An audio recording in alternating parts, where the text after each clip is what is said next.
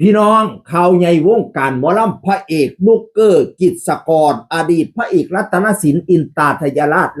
รอแต่กี่กระด้างดังเสียงดีอยู่รัตนศิลป์นะพี่น้องเอ๋ยแต่ว่าเราออกจากรัตนศิลป์ไปโลดเล่นฮิตเล่นอยู่ทางกรุงเทพกรุงไทยทำกิจการส่วนตัวเป็นเจ้าของผับเจ้าของบาร์บัดนี้ข่าวว่าจะหวนคืนหลังกลับสู่อ้อมกอดรัตนศิลป์อีกหนึ่งรอบพี่น้องเอ๋ยเพจเราเองเรามาโพสต์อะไรจังสิล่ะ กลับสู่อ้อมกอดที่เคยอยู่เคยนอนบ้านหลังแรกที่ทำให้ชื่อนุกเกอร์กิจกรขึ้นมารักและเคารพเสมอพ่อครูแม่ครูผู้สั่งสอนผมมาในวงการหมอลำเฮานุกเกอร์รัตนศิลป์นั่นใช่สื่อว่านุกเกอร์รัตนศิลป์เด็กรัตนศิลป์เป็นบ้านหลังแรกที่เราเข้าสู่อ้อมกอดหมอลำพี่น้องเอ๋ยแต่กี้แล้วบอกเลยว่าสิมักหมอลำนี้ตอนเป็นพระเอกใหม่ๆแล้วก็มักสไตล์เป็นลูกทุ่งเป็นสตริงเป็นเพลงอันธรรมดาวัยรุ่นสมัยใหม่นะพี่น้องเอ๋ยบัดนี้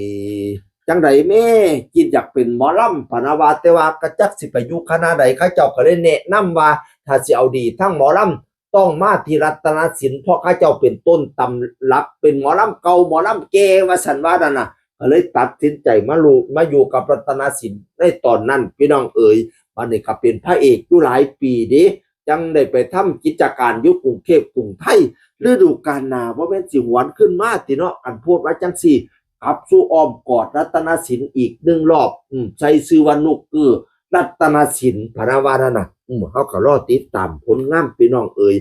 เจี๊ยบทิตินามานางเอกแล้วก็เจ้าของวงทายาทรัตนศิลป์ก็มาเอารูปเก่าๆแล้วก็โพสต์ว่าภาพเก่าเล่าใหม่พาน้องชายมาบอกฝันว่าซั่นว่าพาน้องชายมาบอกฝันแล้วก็เสียใจเด้บ่ได้พ่อกับน้องชายรอบหน้ามาเด้อใหม่เด้อว่าซั่นเรียบแล้วว่าพี่น้องเอ๋ยเพราะว่าหล่อนนุกเกอร์มากก็เห็นถ่ายรูปกับอาจารย์หนึ่งสุรชาติเนาะแล้วก็อีพ่อบุญถือนี่นะบ่ได้ถ่ายรูปกับแม่เจี๊ยบบ่ได้ถ่ายรูปกับพ่อใหญ่ได้ถ่ายรูปตั้งแต่กับพ่อหนึ่งกับอันคุณพ่อพ่อคู่อันบุญถือพี่น้องเอ๋ย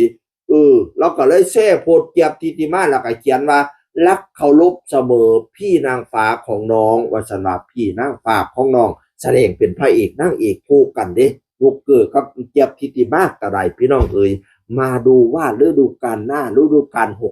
6970นุกเกอร์จะกลับมาไหมค่อยก็ว่ากลับมาแล้วเนาะเขียนจังซี่เนาะแล้วกลับมาจะโด่งดังปังเหมือนรอบที่แล้วไหมก็รอรุ่นนำกันแต่ว่าเอฟซีแล้วก็อุ่นหนาฝาข้างแล้วพอสมควรพี่น้องเพราะว่าลูกๆรอเสียงดีมากโดยความสามารถแล้วก็เซ็กซี่น้ำเด็ดเสียงคือคนเก่าบอกสูบ้างสวัสดีครับสวัสดีครับ